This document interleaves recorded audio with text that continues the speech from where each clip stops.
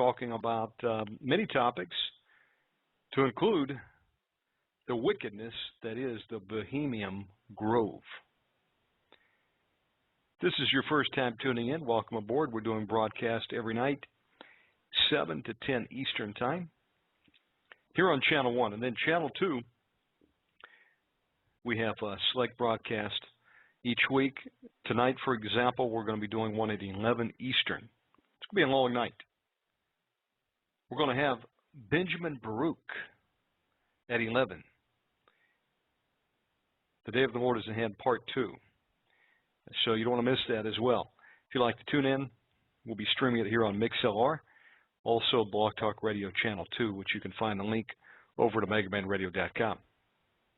Before we bring our guest on tonight, I want to make an announcement. I want to thank everybody who prayed, everybody who gave to raise money to get the soul-bait vehicle out of the customs impound yard.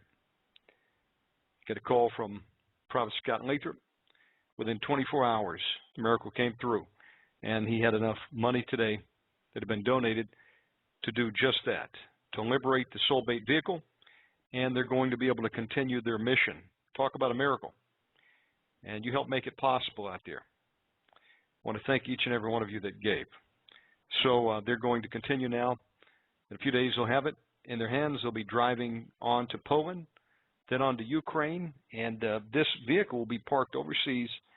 And going forth, any ministry they do there in Europe, they'll have ground transportation. Save a lot of money this way. So you have a piece in the fruit that comes out of their ministry because you prayed for them, because you gave. Doesn't matter the quantity, even if you gave 50 cents. Amen? It's a fact you did something. And thank you for that. God bless you. So I wanted to relay that to you. Okay. Something is going on with the Blog Talk Radio chat room. For some reason, I can't log in there, and I don't think you can either. Is anybody able to post a message over there? I see people logged in, but it's kind of acting strange. So you may want to go over to MixLR. The audio will be better over there anyway, and the chat room is open there. Okay, we've got about half and half out there. I want to welcome Enoch, Fisherman Pete, Miss Tucker, Rita, Vaughn, Terry, Ivan, Kimberly, Victor, and other guests out there. God bless you. Okay, I'm going to dial Doc Marquis right now. Stand by.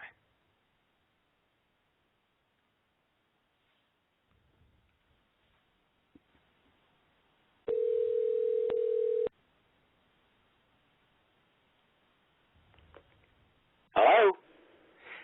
Doc Marquis, welcome to Omega Man Radio. We're live right now, folks, with Doc Marquis. How are you doing, my friend? I'm doing fine, Shannon. How are you doing? Doing good. It's great to have you back here. And I'm glad someone said, hey, get Doc back on. I said, that's right. It's time to get him rescheduled. So here we are tonight. And as I mentioned, we got some interesting stuff to talk about. We're going to be talking about wickedness in the Grove. We're talking about the Bohemian Grove and other things tonight. But as we're getting started, Doc, I would like you to open up in prayer, and then also I would like you to give out your contact information, make any announcements you like. Okay.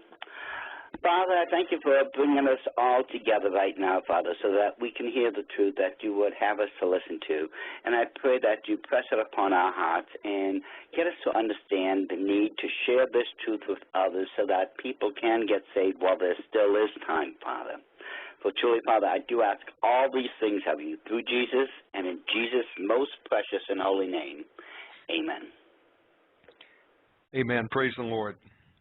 Doc Marquis, what's the best way to reach you? And give out your contact information, please. We'll do that several times tonight. Okay, well, if they want to reach me by phone, anyone can call me at 402-228-9476.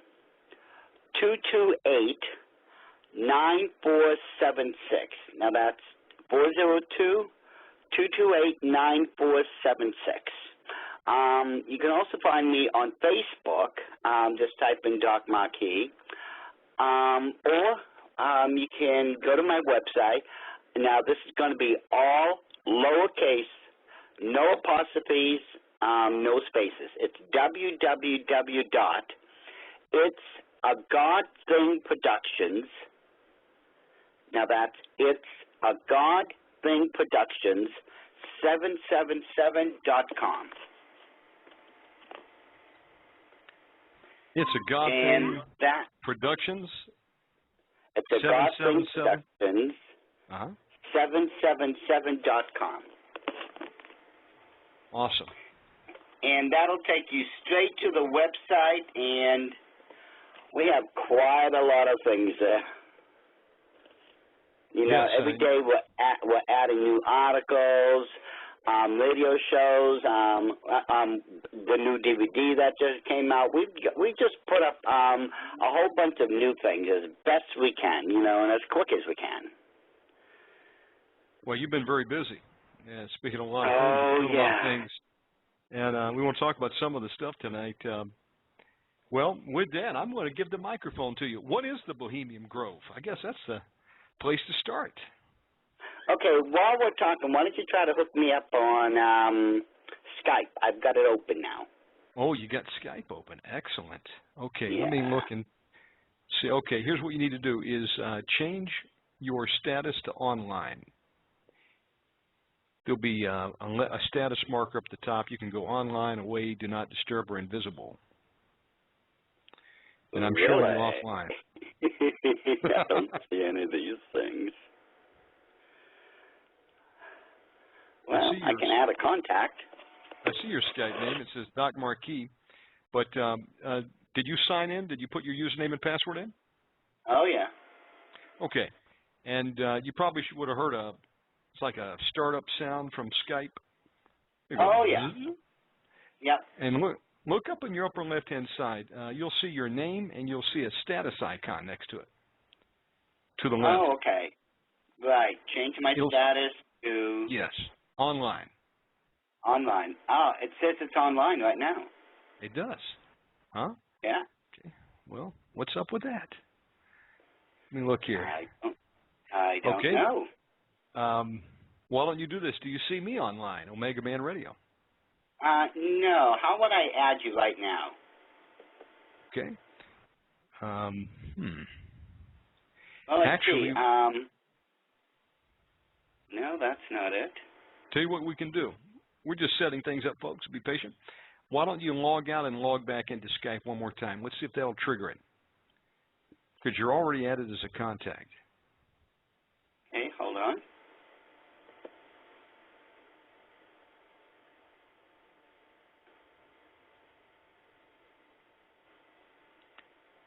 Of course, I've got Skype named Doc Marquis. Is that still right? Yes. Okay. I don't understand what's going on. Okay, let's try this again. Hold on. Okay, all I've got that popped up, it says enter a number. Enter a number, okay. Now, up in the upper left-hand corner, what is your status? Do you see a green squiggly thing with a check mark? The online is faded, so that's supposed to be the selection. Yes. So what you want to do is, you have a little drop-down menu there, right? Yeah. Okay, go back up and click online. Change the status to online. If it's is faded, online. Okay. Faded, is it possible that you don't have internet connection right now? Doubtful. Let's try this here. Hold on. Okay. It's online now. Try it again. Okay.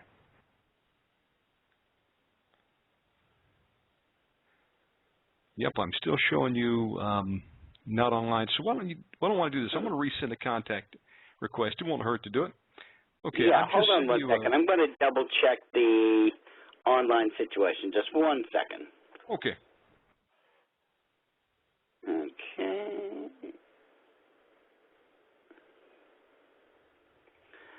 Add-on side.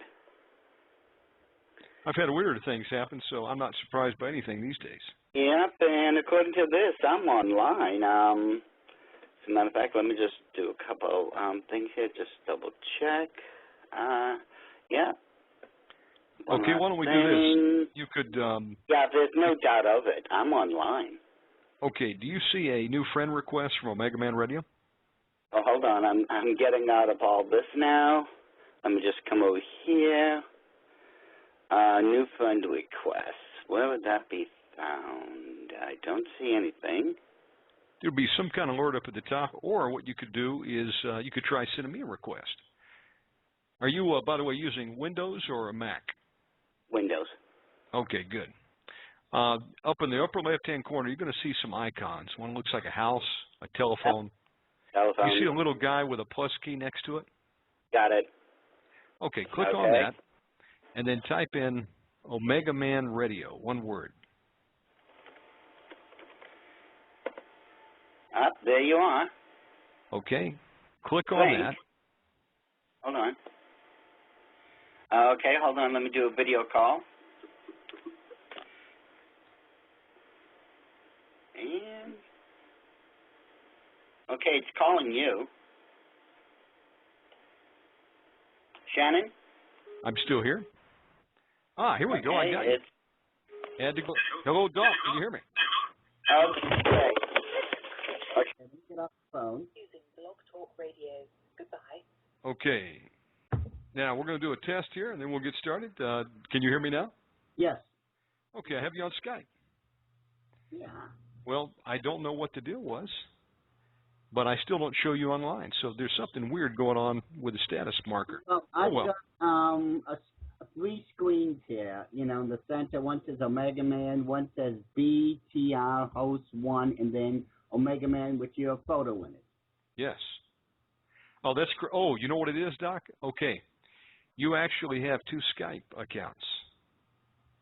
You might have signed up twice. You've got Doc Marquis, and then you've got Doc Marquis. Okay. How do I? That was the thing. Now we've got a logical answer. So here's what I'm going to do. I'm going to send you a friend request now. And that's when I was, you were on one account and I was trying to log in the other. And that's why we didn't see each other. I know, folks, there was a logical reason out there. Okay, well, the good news is we figured it out, and you can still hear me, right? Oh, yes, I can hear you without a problem. Okay, so we're ready to roll then. Welcome aboard, folks. Let me just say some quick shouts out, Doc. We've got Vaughn out there, Terry, Ivan Harris, Kimberly P., Victor in the Bronx. We've got To Be Too Holy. Wait a minute, To Be Holy. That's a hard one out there. Rita in California, Miss Tucker. We've got Fisherman Pete tuning in, Doc, all the way from Tasmania.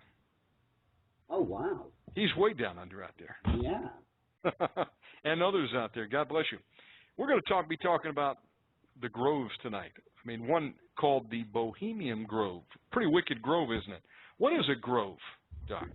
A grove basically is supposed to be just a small area of trees out in the forest, you know, set aside from the rest of it.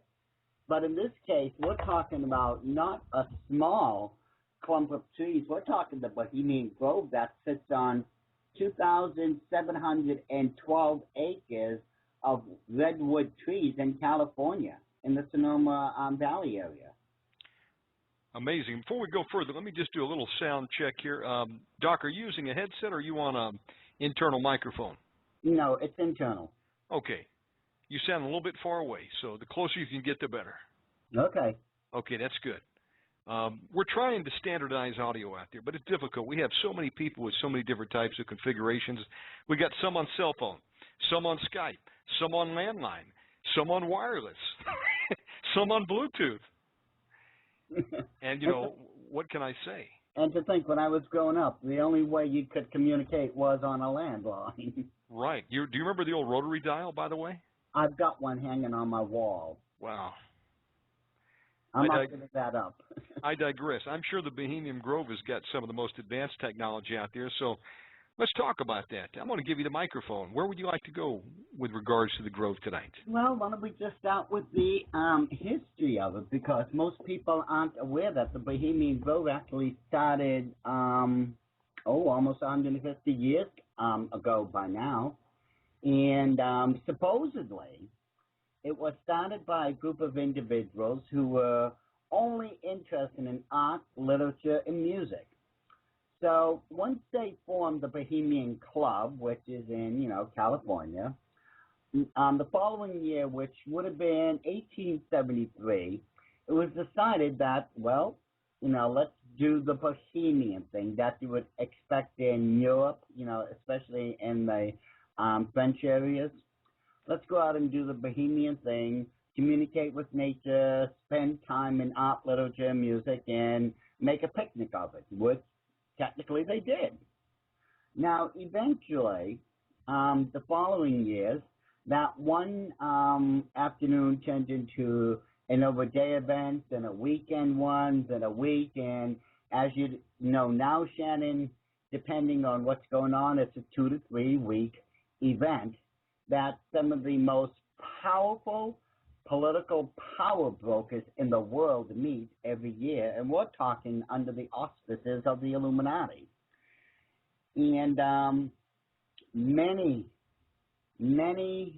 major things that affect you and I and everyone else had been decided at the Bohemian Grove. Just a couple of quick for instances. The Manhattan Project. You're obviously familiar with that. Right. That was decided at the Bohemian Grove. What had happened, a special meeting had been called, and only certain members of the Bohemian Grove were allowed to attend this meeting. And what had been, now known as the Manhattan Project had been decided at this meeting. Basically, the whole outline of it, the goal, and everything. When we look at all the money, the time, the effort that the Illuminati put into the Manhattan Project, and for those of you who don't remember what that is when they created the first atomic bomb. After the Illuminati had done all that, towards the end of World War II, Emperor Hirohito had sent word that Japan was ready to surrender. But the Illuminati was not going to allow all that time, all that outfit, all that money to be wasted. No, they were going to definitely test out the effects of an atomic bomb upon a civilian population, which is why they dropped them on Hiroshima and Nagasaki. They didn't have to. If anyone checks the records, the historical records very carefully, we never had to drop them. Japan was already prepared to surrender. But they needed to check out to make sure that the the atomic bomb would do what it was prescribed to do. This way, the Illuminati would have the ultimate weapon. And let's face it, sadly enough, the atomic bomb worked better than even we anticipated. That's right. Yes, it did. So that was one of the things that they sat there and planned out right there at a closed-door meeting called the Bohemian Grove in California. Right, and it was through Operation Paperclip that they were able to bring over all these German scientists. You see, we were told in the beginning that, oh, well, it's only a dozen or two German scientists that were brought over. The truth of the matter is it was more than 2,000 hardcore Nazi German scientists who, at first, according to all the military records, were responsible for crimes against humanity, and that they should never be allowed inside the United States, that they should be arrested, tried, and imprisoned. However, once it was determined we were going to need those scientists, those records, now I do have copies of the actual records, and then, shall we say, the revised version of those same records, where they now claim, oh, well, there's no evidence to believe that this person was really involved. He looks like a good person, let him in. And we gave them licenses, automobiles, homes, paychecks, a job, citizenship, everything, so we could get them through Project Paperclip. And through that, let's face it, the Manhattan Project. And, of course, even further after that, We did not end up with the NASA space program. We had a Nazi space program. That's where it all came from. Yes, indeed. And I'm going to take this moment just to make a quick update announcement. BTR is back up and running, the Blog Talk chat room over there. It had frozen previously, but it has unfroze. Listen, I'm on the radio. You could say it has thawed out. So if you'd like to be over there, you can also tune in from BTR.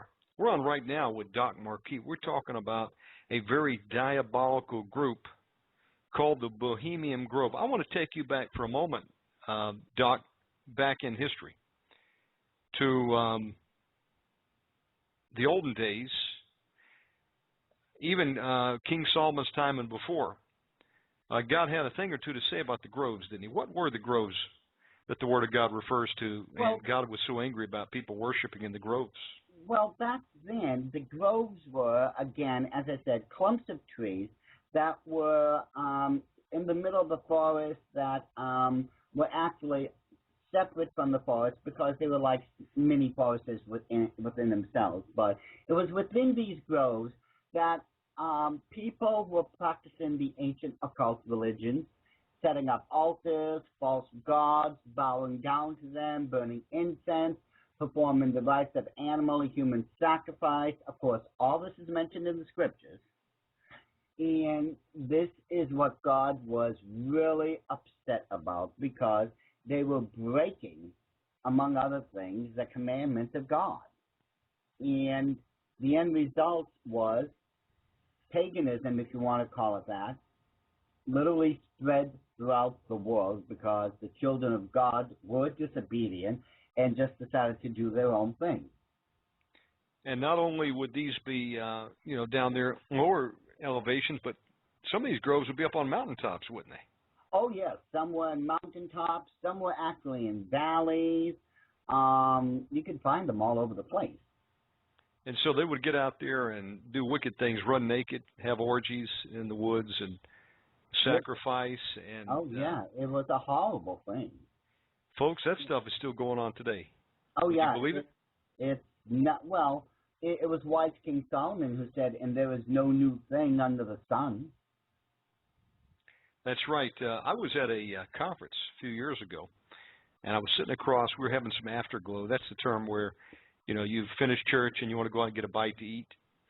So we were over there just fellowshipping around the table, having some coffee. I think I'd had a patty melt that night. And good choice. And so they started to tell these two guys, they said they had taken a boat out to this little island and just explore a little bit. Thought it was pretty much going to be deserted. And lo and behold, they came up on a group of people, large group, men, women, even children, in the forest, in circles. And believe me, they got the heck out of Dodge quick. Oh, yeah. Before they couldn't make a departure. I think they had stumbled upon people worshiping in the groves. And what we're talking about tonight is a very unique grove. It's out, I believe it's along the Russian River. Is that Northern California? Yes, it would be, the border would be on the Russian River.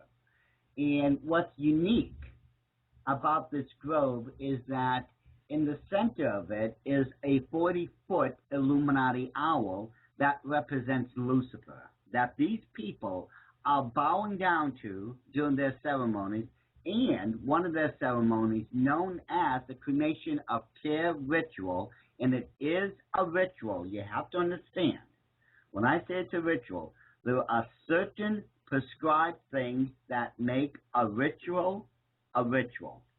And I went through this very carefully in that new DVD we just released a couple of days ago. It's called Dark Rites and Rituals at the Bohemian Grove. Once you understand what constitutes a ritual, you'll understand why not only is the cremation of care a genuine ritual, but it's an Illuminati one. Yes, and this owl, it's not there just for decorations. Would you say that this is a modern-day version of the ancient demon god Molech? No. That's a misunderstanding that One person started because they didn't understand Moloch. So it's not Moloch. No, it's Okay. not Moloch. It represents Lucifer. Let me explain. We go by Isaiah chapter 14 and Ezekiel 28. I want to say Ezekiel 28. We find out that when Lucifer, the highest of all of God's angels, when he was created, he was perfect in beauty and wisdom. In other words, you could not fit in a drop of more wisdom into Lucifer even if you tried. Now, from the Hebrew, we know that Lucifer means the angel of light, or the light, or the light bearer. Now, as this, passed from one culture to another, by the time we got up to the Greco-Roman world, one of the head goddesses was known as Pallas Athena. Pallas Athena was considered the goddess of wisdom, war, magic, things like that. Now, do you recall what Pallas Athena's totem animal was? Was it an owl? A golden owl that would be on its shoulder? It was an owl. Because Pallas Athena was the goddess of wisdom, and the owl has always been associated with wisdom. Okay. Now, from there, it went into Great Britain under the rulership of the Druids. Now, Druids, from the Gaelic, means men of wisdom or the light bearers. And to this very day, those people in the Illuminati claim direct descendancy from the Druids.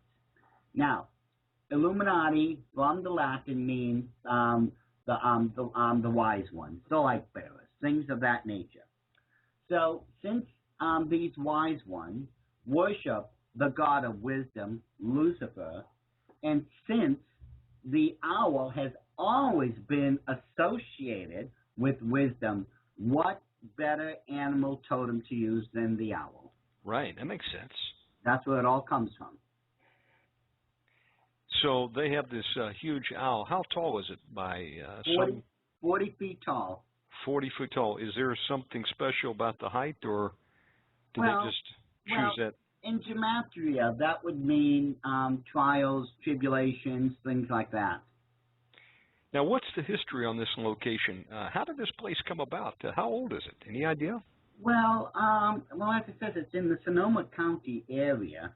But before that, let me think. Now, it's in now it's located in a place that's known as Mika's Grove, or what used to be known as Mika's Grove. It was originally owned by, I think the guy whose name was Henry Mika, and he was going to sell, I think it was 160 acres of redwood forest he owned to this lumber company. But since members of the Bohemian Club, or what's known as bohos, had met there already from 1873 through 1878, I believe it was, they decided that they would buy out the 160 acres from Mr. Mika. And over the decades, they've just kept buying more land as it became available, to where now they own 2,712 acres of redwood forest, and those trees, some of them are well over 300 feet tall and over 2,000 years old. Amazing. And this has been in use since the late 1800s, from what I understand. Oh, yes. Well, as I said, originally they were founded, I want to say it was 1872. By the time 1878 came about, that's when they first started buying the land around there. And ever since then, give it 20, 30 years, and you can see the entire nature of the Bohemian Club had changed. Originally, they were interested in the art, literature, and music. But once the Illuminati got their claws in it, they started putting their people in it, and eventually it became what it is right now. Another one of those big major historical events that literally changed the course of human history that, once again, was created at the Bohemian Grove was the Star Wars Initiative under Ronald Reagan. Remember that? Yes, yes, the Star Wars program. Yeah. All that was devised and planned and, of course, created at the Bohemian Grove by, certain members of the Bohemian Club itself. Amazing. And the makeup of this area, think of it as like a campground, if you will, right? Well, I call it the summer camp for the Illuminati. I like that. But this is unlike any other summer camp people I've ever heard of. We're talking politicians, like senators, congressmen, prime ministers, members of the House of Lords and House of Commons, people with more money than you and I would know what to do with, like the Rockefellers, Rothschilds, Astors, DuPont, people who would become presidents, like, Reagan, Nixon, Papa Bush, Baby Bush, Clinton, name it. These are some of the most powerful people in the world who meet here 2 or 3 weeks every summer to determine the course of human history for the next year. That's what's going on there. Amazing. Reading a little bit on a Wikipedia entry, they say the main encampment area consists of 160 acres of old-growth redwood trees over 1,000 years old. That would have been the original Mika's Grove we were just speaking of. Okay, with some trees exceeding 300 feet in height. Amazing. Yeah. It says the primary activities taking place at the Grove are varied in expansive entertainment, such as a grand main stage and a smaller, more intimate stage. Well, yes, they have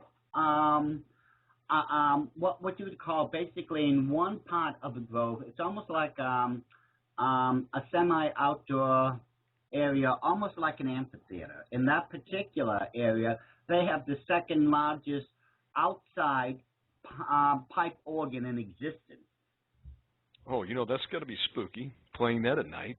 Oh, yeah, especially when they're performing the cremation of Terre. Interesting. So, okay, you've got amphitheater, you're out there in the woods. They even have sleeping quarters or camps scattered throughout the Grove, and there's reported 118 of them. Well, actually, it's more like 120 to 125. And when we say camp, think of it more like maybe a lodge? Well, yeah. If you've ever been to a summer camp, you see those buildings where the boys and girls, the teenagers, sleep for the summer and such. Basically, it's the same thing. Except they have they have about 100. They actually have 120 to 125. Now, the most influential of all those camps would be Mandalay. Mandalay has, let me think, a little. I think it is 120 members, coincidentally enough. Amazing. And they'll actually sleep there overnight. They'll stay there for what, weeks at a time, right? 2 to 3 weeks. Okay, and then you say, well, how do they live out there? Well, they have a host of what they term, I guess, valets.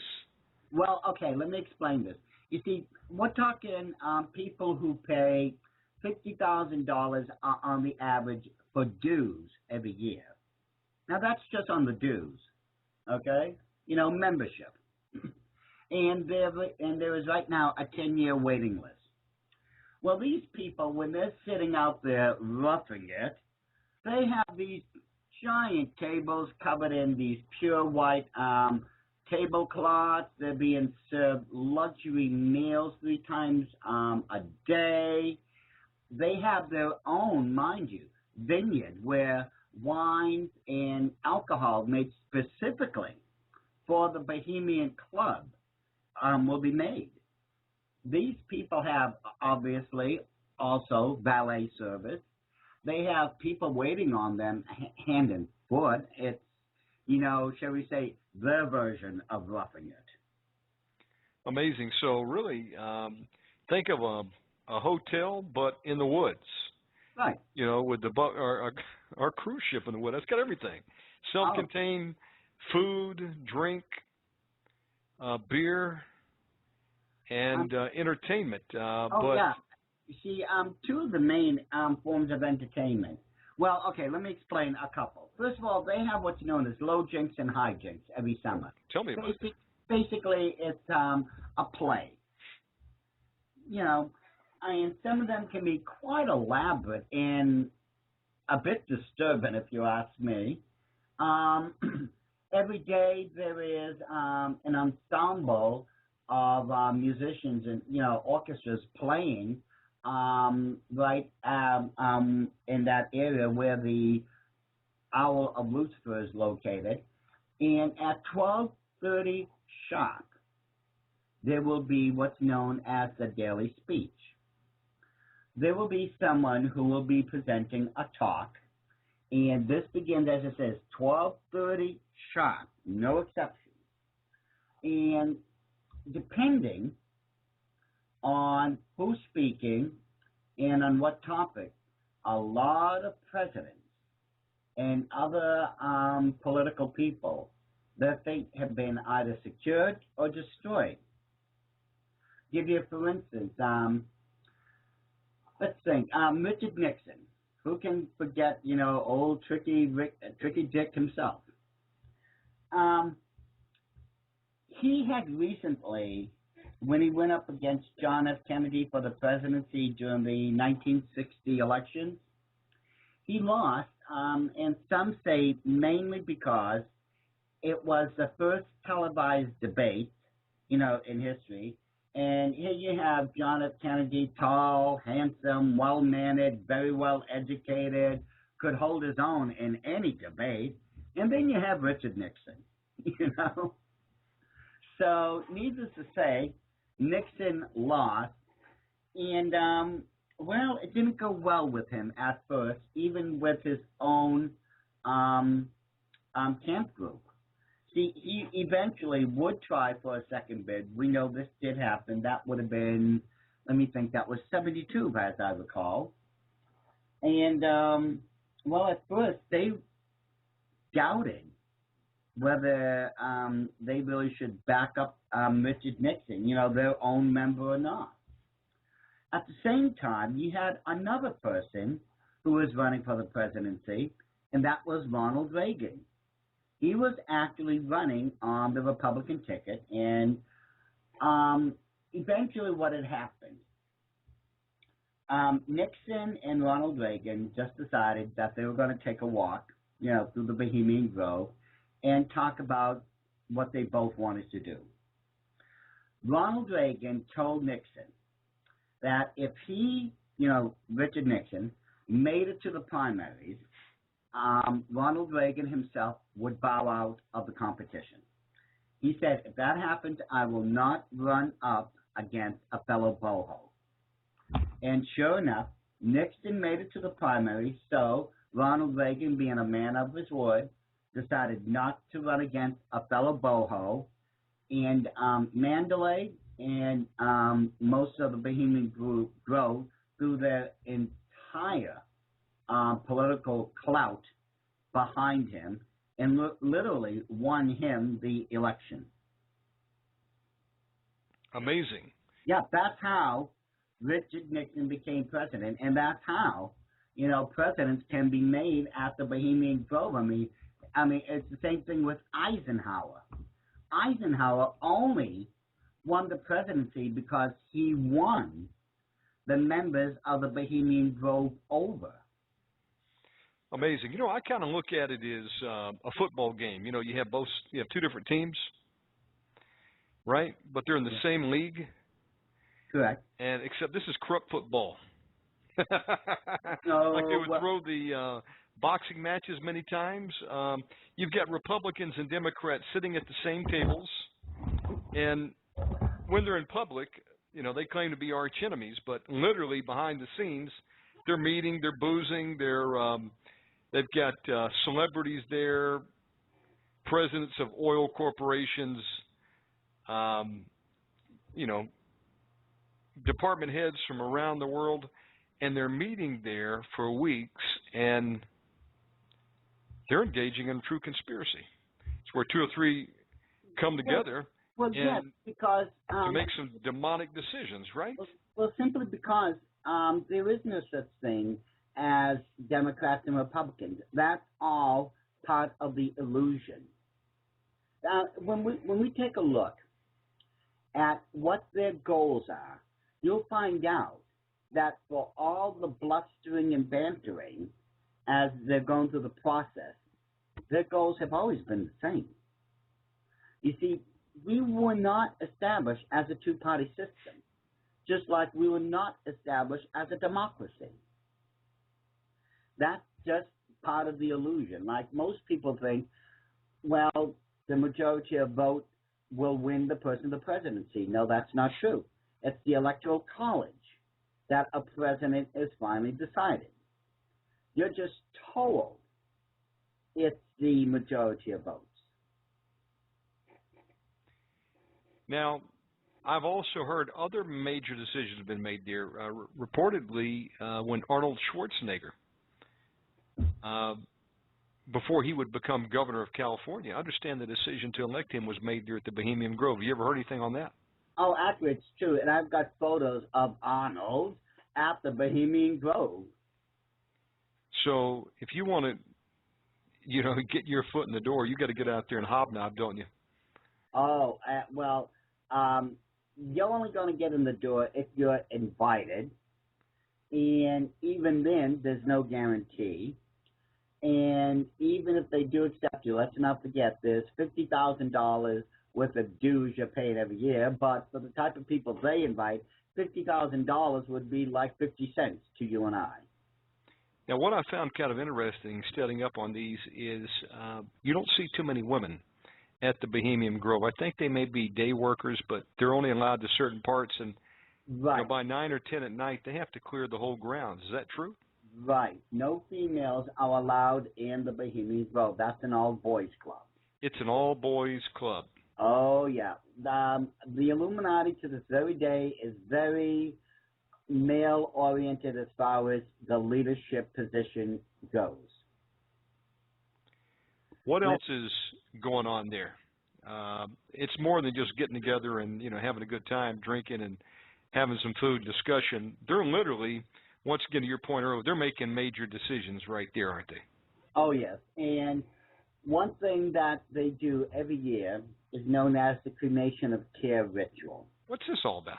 Well, it's basically depending on who's in charge, who's ahead of, who's is in charge of the cremation of care ritual for that year. It's an occult ritual that can last anywhere from 1 to 2 hours, in which certain occult deities, spirits, and forces are being called upon.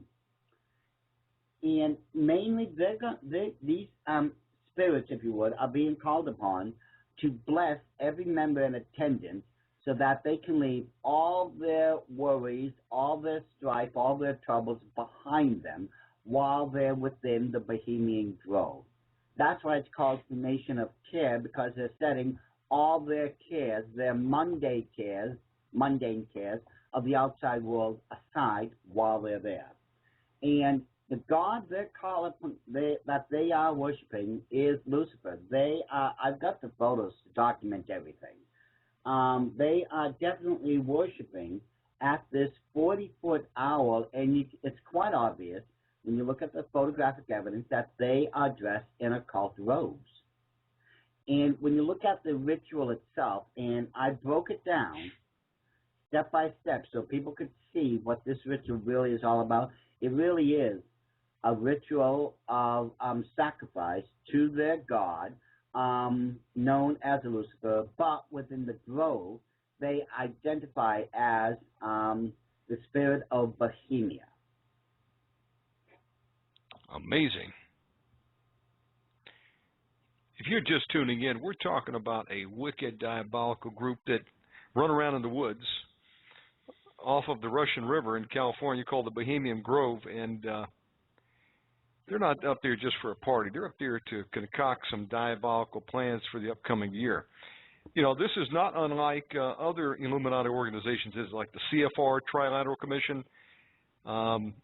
What I find interesting is the level of security, Doc, that surrounds this. I'm talking about police, FBI, Secret Service. Am I right?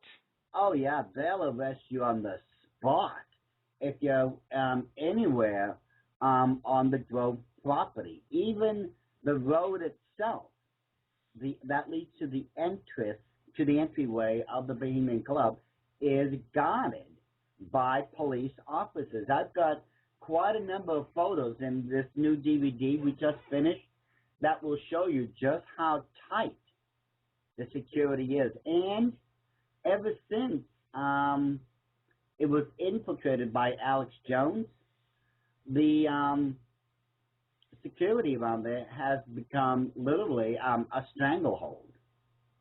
There's just no way possible you can get in there unless you're just dropped from the heavens.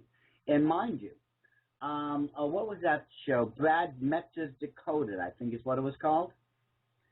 Brad Metzger's group, along with Alex Jones, tried to get onto the Bohemian Grove through the Russian River. Well, let's put it this way. Most of them were caught, thrown in prison. Alex Jones was able to hightail it out there, get into a canoe, and make his getaway on the Russian River. Amazing.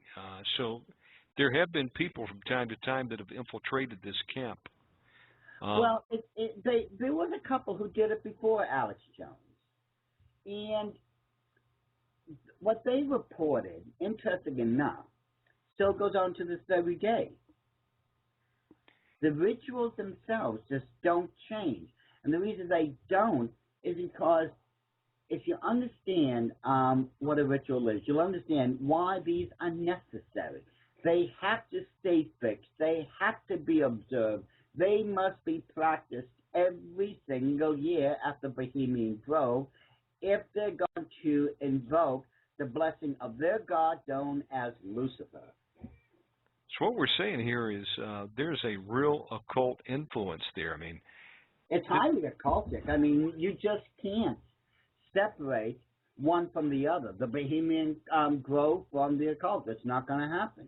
Because when you look at the actual nature, let's just say of some of their hijinks and lowjinks, those theatrical performances, you can see the obvious occult influence on all of it.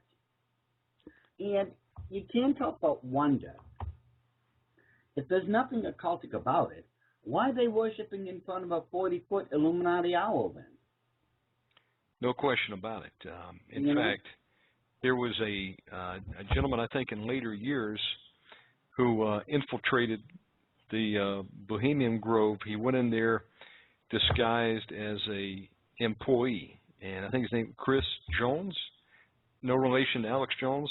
I'm reading here, 2005, it says, he walks in, he's hired as an employee, and he videotaped the owl shrine in daylight, even venturing inside the Hall of Statue. It says, he also got footage of the effigies, the Lakeside Select camps, while still in membership list. Strange enough, it says he was propositioned for sex several times by the Grovers. Now, let me ask you a question. Do you think that these guys over there are engaging in sodomy as well? Oh, much yeah. like initiations required for some cults? Oh, yeah, there's no doubt of it. Yes. And this is part of the twisted, perverted mentality you will find in the occult world, because it's like I always explain to everyone. You want to understand the Illuminati or the occult, look at the Bible, whatever principle or morals you're looking at, and reverse it. And that's how it is in the occult. And the reason it's reversed is because it's considered to be a direct slap in the face to God himself. No question about it. Here's a famous quotation from President Bill Clinton to a heckler. He was asked about the Bohemian Grove, and Clinton says, the Bohemian Club. Did you say Bohemian Club? That's where all those rich Republicans go up and stand naked against the redwood trees, right? He says, I've never been to the Bohemian Club, but you ought to go. It'd be good for you. You get some fresh air. Yeah. I think he was being a hypocrite. Wasn't he at the Bohemian Grove, too? Yeah, he was at the Bohemian Grove himself. You know, though quite honestly, I haven't been able to get any photos of him yet being there. A lot of times you'll have people that will, they know when the Bohemian Grove is going to meet. It meets like in July every year, right? Well, it depends if it's going to be 2 or 3 weeks. So there'll be a lot of people that will get out there, and I think there's a private airport somewhere around there. Well, see yes. these jets start to land, and they start photographing the people. And all these limousines are sent out, and there's approximately every summer somewhere between 1,500 to 2,000 people at the Bohemian Grove. Wow. Now think about this. 2,000 of the most powerful people alive are meeting there and determining the course of human history for you and I on a yearly basis. Amazing. You know, think, if I was to take up the entire fortune of all those people, we're talking trillions and trillions of dollars now. No question about it. Yeah, at any given meeting, if they were all in attendance, I could take, their money with plenty left over to spend and pay off the national debt. That's how much money is there. Holy cow. If you're just tuning in, we've got live tonight with us Doc Marquis. We're talking about the Bohemian Grove tonight. We've got open lines, too, if you'd like to talk to Doc tonight. You've got a question or a comment, story you'd like to add to what we're talking about tonight, this discussion, you can call in right now at 917-889-2745, 917-889-2745. Now, Doc, before we go any further, you've been working on a video on this very subject. Tell us about this new release that you finished just a few days ago. Well, yes. What was it? 3 months ago, we went back to the studios, and my director, Corey Black, we shot the whole of the DVD, which is called Dark Rites and Rituals at the Bohemian Grove. And, of course, it takes, on the average about 3 months for something like that to go through post-production. Once it had, I released it on Monday, and the orders haven't stopped. It's just, non-stop ever since we released it. We have a comment from the chat room. Sister Rita brought up a good point. Says an owl is a detestable bird. You can't eat it. That's true. The Word of God mentions certain things being unclean, and one of them happens to be an owl. We're not to eat this thing. It's a pretty dirty bird, isn't it? Oh, it's filthy. I just remembered, I forgot to tell you. When I first started writing on the what was really going on with the Illuminati inside the Bohemian Club, how they started it and infiltrated the whole thing, I was doing another radio show. And while we were doing the radio show, someone from the Bohemian Grove actually called in. Really? Yeah. I mean, we had an exclusive right then and there. No one from the Bohemian Grove had ever called in like that, period. And they were, civil enough, as far as their demeanor. They were being polite, but they were saying that, the members there, basically, it was the same old litany. They were just interested in art, literature, and music. Because that was supposedly what the whole club was formed for, right? It was supposed to be a group of artists and exactly Epicureans, etc. So the old theme is still being, put out to the general public, and yet old members at the Bohemian Grove brag to the new members how they were responsible for creating the atomic bomb, the Star Wars initiatives, and all this other stuff. Question I have is they have probably just met, haven't they, in the last month or so? What have they conspired to do this year? That's what I'd like to know. Nah, so I'm waiting on that myself. My goodness. We might have to call this Secrets of the Dirty Bird at the Bohemian Grove. But they do some wicked stuff over there. Now, part of this cremation of care ritual is they do a mock sacrifice, don't they? Sometimes. I'll just say sometimes it's a mock human sacrifice. And when I was in the Illuminati, yes. I learned quite a number of times it was more than just mock. Because Satan demands blood sacrifice, doesn't he?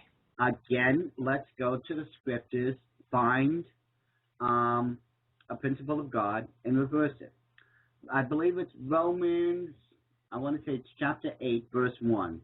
It says, to present your bodies a living sacrifice, holy and acceptable unto God, which is your reasonable service.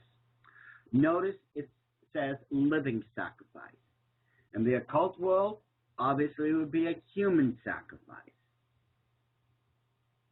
Yes, and I know reports have come out that some of these people, they dress in these like red robes. Is that right? Oh, they are wearing, and again, the photographic evidence. You know me, Shannon. If I say it, I'll show you the evidence.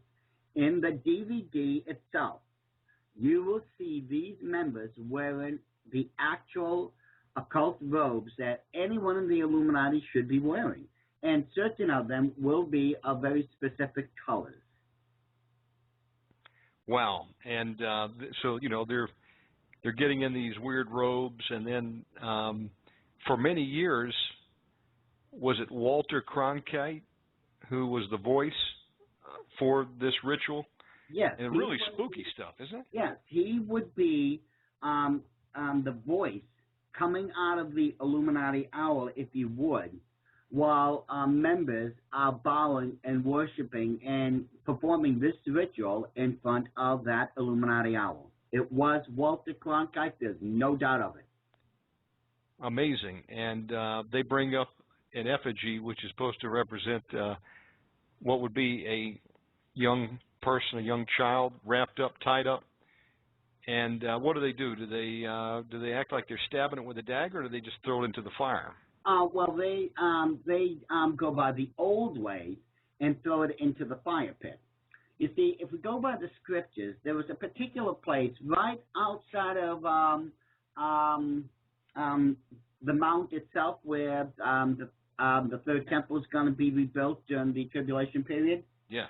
Right outside of there, there's a place known as the Valley of Hinnom. And it was in that place in particular that they were worshiping in front of an occult idol that back then was identified as Moloch. And in the scriptures, God commanded his people, and I'm sure you'll recognize this, where it says, you shall not make your son or daughter to pass through the fire. Do you remember that expression? It's yes. It's a constant one. Right. Of the Bible. Well, what was going on then was Moloch would be depicted as either a one-horned or two-horned demonic figure. He would be made out of bronze or brass, and he would have his hand outstretched over a fire pit. Now, that fire pit was being fed constantly. The fire was never allowed to go out. The priest made sure of that. So those hands would be glowing red, white, hot. And the parents, in order to receive a financial blessing from Moloch, they would put their newborn baby on those glowing red, hot hands and let their own child suffer an agonizing death so that they could receive a financial blessing. Now, for those kids that were old enough, they would force them to walk into that fire pit, or they would throw the kids in. That's where the Bible says you shall now make your children to pass through the fire. That's what it's talking about. And it's because of that. Now remember, as I said, sometimes Moloch was depicted as one horn or two horns, and the parents are expecting a financial blessing. Right. This is where you get the Italian horn from. It's a spiraling horn, just like the spiraling ziggurat of the Tower of Babel, where at the top of it was the Temple of Moloch, where this practice was going on, among other places. And it's usually made out of gold or silver.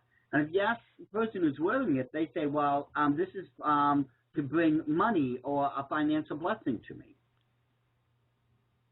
That's right. Yeah, that's where you get it. That's where you get it from. It represents Moloch and the financial blessing you are expecting from him. Okay, so many people are tricked into taking these idols or amulets into their homes, okay, which is going to do what? It's going to open the door for these demons to come right in through your threshold. Or when they come in, they've got your permission. They're going to start attacking. And it's from this same thing that you get the leprechaun's shillelagh from. The shillelagh, if you ever notice, it's a spiraling, crooked staff. Okay. And it's from the leprechaun. If you can find the end of the rainbow, you find his goal, the financial blessing you're looking for.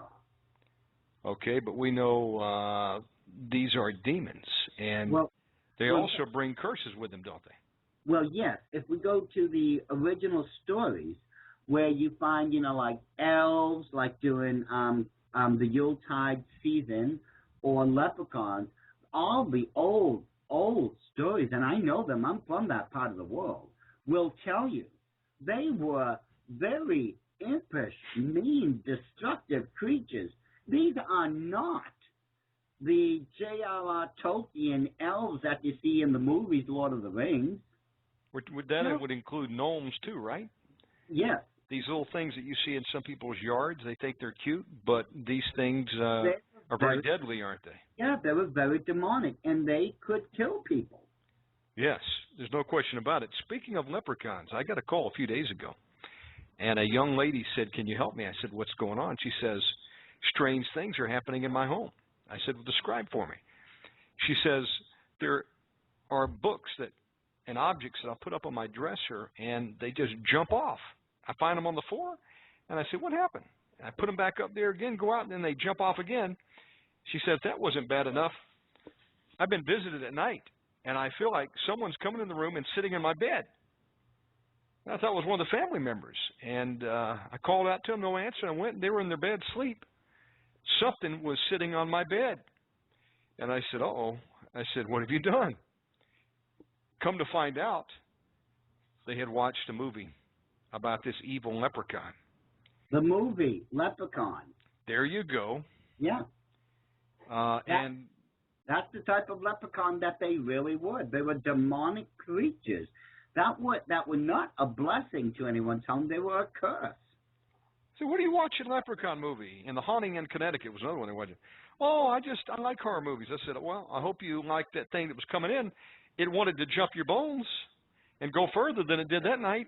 I said, you better repent and get that stuff out quick in Jesus' name. Because she had an appointment, I believe, with Incubus, which comes and attacks women at night, succubus men. You don't want to play with fire. You will get burned. I want to go back to this thing about the ritual that they're doing over there in the groves. The cremation of care ritual. Where it's the sacrifice of a person, isn't it? Yes. To this owl, right? To Lucifer. To Lucifer. I heard a true story. Tell me if you've heard anything along this lines to corroborate. I talked to a minister when I was back in Georgia, and he said he worked with a family who were deeply involved in the occult, and the young daughter was trying to get out of it. They had apparently intended to sacrifice her. And her mother and her, they fled. The father was involved in this real wicked, I guess it was satanic group. And they wanted to sacrifice this girl. Well, they went on to describe that many times these sacrifices are made with wooden knives. And I said, a wooden knife? What's the reason for that? And they said, so after they kill you, they can take that wood knife and burn it, and there's no evidence. What do you think about that? Well, yeah, that's you'll find in the satanic world. Yeah, that's a practice you'll only find there. Like wooden daggers, right? Yeah. Now, in the Illuminati, they still use the knife that's made out of pure silver, and that's called athame in the occult language. Interesting. Yeah. So, live or not, this is pretty sick. What are grown men doing over there running around naked in the woods and then jumping in these red suits and acting like they're sacrificing a child to a owl, and we put them in office? It's one word: power. Power over people's lives, over people's welfare, power over their own destinies. It comes down to power. Let's face it, the old axiom states, power corrupts, and absolute power corrupts absolutely. Yes, it does. These wicked men, they have all the money you could want. They have everything else. They have no want or need. So they have to get their, let's say kicks? Spiritual kicks somewhere else. In debauchery? Of course. Sexual perversion? In witchcraft and the occult? These are a bunch of sickos running in the woods. Nope, they're not sickos. Trust me. These people, they wouldn't be in their position if they were just a bunch of sickos. No, these people know very well what they're doing. And what they do, every step of the way, whether we like it or not, propels us even closer towards their new world order. There is a plot, there is a plan, there is an agenda, and there is a very well laid outline towards this agenda that they've been following for over 200 years now. And unless people start waking up very, very quickly, Shannon, this 200-plus-year-old agenda, the plans are only 5% away from being completed. And at that point, it's going to be too late. They've got to wake up now while there's still time to do something. I mean, for goodness sake, why do you think they've been trying to take away our Second Amendment rights?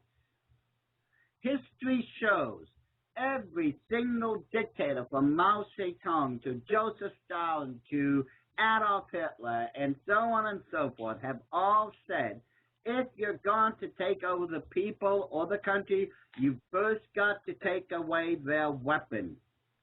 That's right. You have to disarm the populace so they're no threat to you when you take the rights away.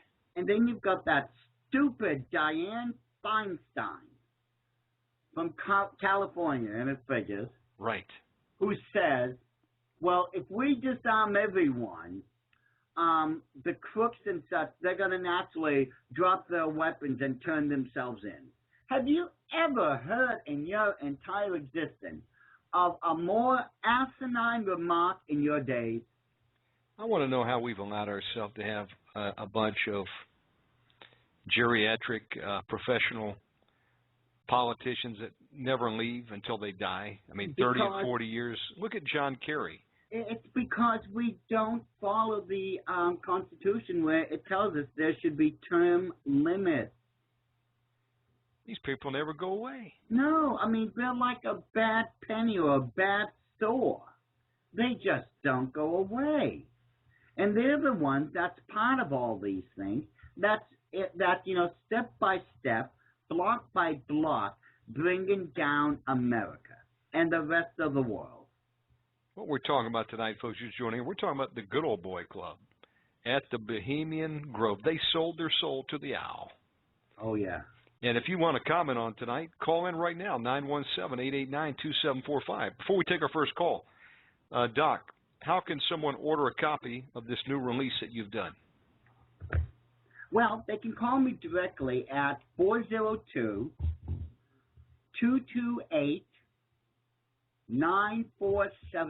Now, that's 402-228-9476.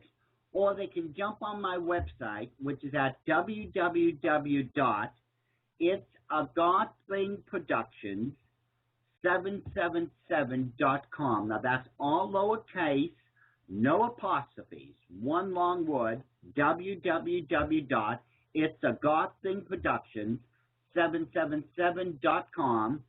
Or you can find me on Facebook, or if you want to email me, just email me at .marquis777@yahoo.com.